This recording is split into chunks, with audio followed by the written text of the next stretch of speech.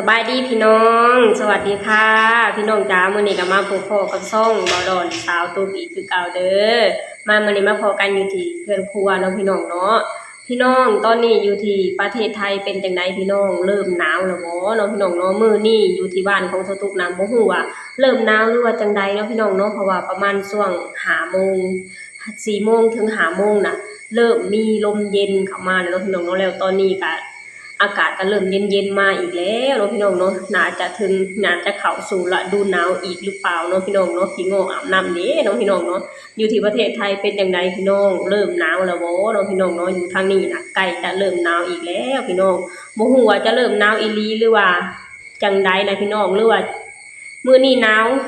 มื้อต่อมาร้อนนะพี่น้องเพราะว่าอากาศก็บ่แน่นอนพี่น้องช่วงนี้น่ะจักเป็นจังใดเนาะพี่น้องเนาะปานน่ะบ่ให้คนปรับโตบ่ทันเป็นไข้เป็นหนาวเนาะพี่น้องเนาะซึ่งสตุกเองก็เพิ่งจะหยุดไข้ไปได้กี่วันเองเนาะพี่น้องเนาะมาพี่น้องมามื้อนี้ก็สตุกก็จะมีเรื่องราวดีๆเนาะพี่น้องเนาะเรื่องราวดีๆเรื่องราวที่น่ายินดีของน้องธิดาลาวศรีวิไลอีกแล้วเนาะพี่น้องเนาะคือมื้อนี้สตุกก็เลือดหาข่าวของน้องตามปกติอะไรพี่น้องไปเห็นที่ทางพ่อครูศรีวิไลเพิ่นได้โพสต์ลงเนาะพี่น้องเนาะมาพี่น้องเดี๋ยวสตุกจะอ่านให้พ่อแม่พี่น้องฟังเนาะพี่น้องเนาะพี่น้องทางพ่อครูเพิ่นได้โพสต์ลงเนาะพี่น้องเนาะซ้อมเพลงแม่ฮันนี่เพื่อวันบวงสรวงปล่อยเพลงที่บ้านเมยกรมลากรมลาใสบ่พี่น้องหากสตุกอ่านผิดสตุกก็ต้องขอโทษขออภัยเนาะพี่น้องเนาะขอบคุณชุดถ่ายมิวสิกเพลงจากแม่จอย USA เนาะพี่น้องหลวงพ่อมรกตบ่พี่น้องร้านเฮิรนโฮมเขาวงครับเนาะพี่น้องเนาะเนี่ยคือแบบว่าทางพ่อครูศรีวิไลเพิ่นได้โพสต์ลงว่าเตรียมตัวจะพร้อมร้องเพลงเนาะพี่น้องเนาะเพื่อจะถึงเวลาที่จะบวงสรวงเพลงของแม่ฮันนี่แล้วเนาะพี่น้องเนาะคือแบบว่าเฮาใกล้จะได้ฟังเพลงของแม่ฮันนี่ที่น้องธิดาลาวร้องแล้วแม่นบ่พี่น้องคือสตุกน่ะรอฟังรอชมอยู่เด้อเนาะพี่น้องเนาะเพราะว่าสตุกก็รอมาตั้งโดนแล้วเนาะพี่น้องเนาะสตุกคอยเห็นตั้งแต่ข่าวที่น้องธิดาลาวน่ะเดินทางไปหาทางพ่อดาวบ้านดอนเนาะพี่น้องเนาะซึ่งทางพ่อดาวบ้านดอนก็ได้มอบเพลงของแม่ฮันนี่ให้กับน้องธิดาลาวเนาะพี่น้องค่อนข้างหลายเลยพี่น้องสตุกเห็นแล้วสตุกดีใจแล้วก็ภูมิใจเนาะพี่น้องเนาะแล้วก็จนมาถึงทุกมื้อนี้นะพี่น้องสตุกก็รอฟังรอชมเพลงของแม่ฮันนี่ที่น้องธิดาลาวน่ะเพิ่นจะขับร้องขับรำออกมาเนาะพี่น้องเนาะรอชมรอฟังว่าน้องธิดาลาวน่ะจะร้องออกมาในรูปแบบใดจะร้องออกมาม่วนคือกันกับแม่ฮันนี่หรือบ่เนาะพี่น้องเนาะซึ่งสตุกเชื่อได้เลยว่าทาง FC ของน้องธิดาลาวแล้วก็ FC ของแม่ฮันนี่นะจะรอฟังรอชมคือกันบ่ต่างหยังกับสตุกเนาะพี่น้องเนาะเพราะว่า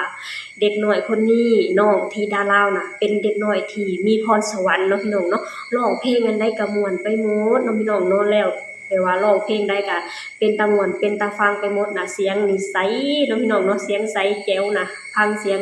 ของน้องร้องแล้วก็แบบว่าดังกังวานนะพี่น้องเป็นเสียงที่ค่อนข้างน่าหลงใหลเนาะพี่น้องเนาะร้องเพลงหยังก็เพราะไปหมดเนาะพี่น้องเนาะทั้งร้องเพลงทั้งขับรำน่ะม่วนนะพี่น้องพังแล้วแฮงพังแบบว่าเป็นเพลงที่พังค่อนข้างติดหูเพลงใดที่น้องร้องออกมาน่ะม่วนนะพี่น้องภูมิใจในตัวเด็กน้อยลาวคนนี้นะพี่น้องเนาะคือล่าสุดนี่ก็เพลงที่ทางพ่อครูศรีวิไลเพิ่นได้แต่งให้น้องธิดาลาวน่ะคือเพลงจากใจคนลาวนะพี่น้องโอ้โห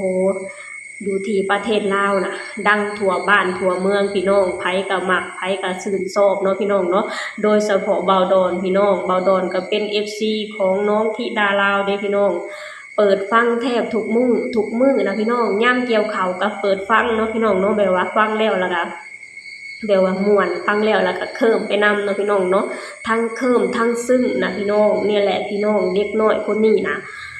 ร้องเพลงแฮงร้องแฮงม่วนแฮงร้องแฮงเป็นตาฟังเนาะพี่น้องเนาะคือแบบว่าน้องเองน่ะมาบวกใส่น้องเองน่ะเป็นเด็กน้อยที่น่ารักเป็นเด็กน้อยที่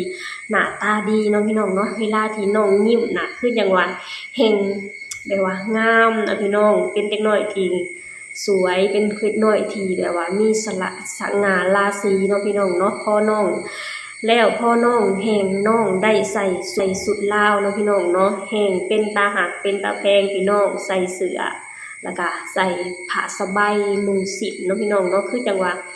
แบบว่าเป็นตาหักเป็นตาแพงนะพี่น้องแล้วตอนนี้นะคะสตุกะแบบว่ารอฟังรอชมเพลงของน้องธิดาลาวที่น้องจะร้องเพลงของแม่ฮันนี่อยู่เด้อเนาะพี่น้องเนาะแล้วทางพ่อแม่พี่น้องเป็นจังไดพี่น้องรอฟังรอชมคือกันกับสตุกบ่พี่น้องคือสตุกน่ะรอฟังรอชมอยู่เนาะพี่น้องเนาะเพราะว่าสตุกก็ฮู้คร่าวๆมาว่าน้องธิดาลาวน่ะได้เพลงของแม่ฮันนี่มานี่ค่อนข้างหลายเพลงอยู่เนาะพี่น้องเนาะซึ่งแบบว่ารอฟังใจจดใจจ่อนะพี่น้องรอฟังใจจดใจจ่ออยากฟังเพลงของน้องธิดาลาวแล้วพี่น้องคือแบบว่าน้องร้องออกมานี่สะทุกเสือได้เลยว่าม่วนเนาะพี่น้องเนาะขนาดไปฟังแค่น้องเขาไปอัดเสียงบางส่วนบางตอนนะพี่น้องยังม่วนเลยเนาะพี่น้องก็คือแบบว่าเพลงฟังเพลงม่วนนะพี่น้องคือยามที่น้องร้องออกมาแบบว่าค่อนข้างมีเสน่ห์นะพี่น้องค่อนข้างมีเสน่ห์แล้วแบบว่าพอฟังแล้วก็รู้สึกภูมิใจเนาะพี่น้องเนาะภูมิใจแทนพ่อแทนแม่รู้สึกภูมิใจแทนพ่อครูศรีวิไลนะพี่น้องขนาดเฮาเป็นแค่แฟนคลับเป็นแค่ FC แฟนคลับเนาะพี่น้องเนาะยังภูมิใจในตัวของน้องถึงขนาดนี้นะพี่น้องแล้วทางพ่อครูศรีวิไลเป็นคนที่ปลุกปั้นน้องขึ้นมานะพี่น้องทางพ่อครูศรีวิไลจะภูมิใจในตัวน้องสำใดเนาะพี่น้องเนาะเฮามา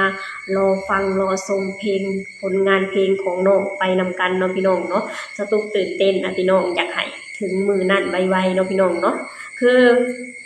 ทางพ่อครูศรีวิไลเพิ่นก็บ่ได้บอกมื้อบอกยามมาเนาะพี่น้องเนาะว่ามื้อบวงสรวงเพลงของแม่ฮันนี่น่ะจะจัดขึ้นมื้อใดเนาะพี่น้องเนาะเฮาก็มาคอยชมมาคอยฟังไปนำกันเนาะพี่น้องเนาะคอยมาเป็นกำลังใจให้น้องธิดาลาวแล้วก็คอยมาเป็นกำลังใจให้ทางพ่อครูศรีวิไลไปนำกันเนาะพี่น้องเนาะซึ่งจะตุ้งน่ะอยากให้ทางพ่อครูน่ะจัดขึ้นไวๆนี้เนาะพี่น้องเนาะอยากเบิ่งอยากชมอยากติดตามน้องธิดาลาวศรีวิไลดาราตัวน้อยของเฮาเนาะพี่น้องเนาะโอเคพี่น้องสตุกะบ่มีหยังมาเว้าหลายเนาะพี่น้องเนาะแค่จะมาอัปเดตให้พ่อแม่พี่น้องฟังว่าตอนนี้ทางพ่อครูศรีวิไลกำลังจะเริ่มบวงสรวงเพลงของแม่ฮันนี่แล้วเนาะพี่น้องเนาะเฮามารอชมรอฟังมารอให้กำลังใจน้องธิดาลาวและทีมงานของพ่อครูไปนำกันเนาะพี่น้องเนาะสตุกก็ขออวยพรให้น้องธิดาลาวนะร้องเพลงของแม่ฮันนี่ออกมาได้อย่างดีและก็อย่างดังๆปังๆเนาะพี่น้องเนาะซึ่งสตุกเชื่อได้เลยว่าน้องธิดาลาวเป็นเด็กน้อยที่เก่งเป็นเด็กน้อยที่มีความสามารถเนาะพี่น้องเนาะน้องจะบ่เฮ็ดให้ทาง FC แฟนคลับของน้องผิดหวังอย่างแน่นอนเนาะพี่น้องเนาะโอเคพี่น้องสำหรับคลิปนี้สตุกจะขอจบลงเท่านี้ก่อนเด้อฝากให้พี่น้องช่วยกดไลค์กดแชร์กดติดตามช่องเบาดอกสาวทุกข์เด้อสบายดีสวัสดีค่ะ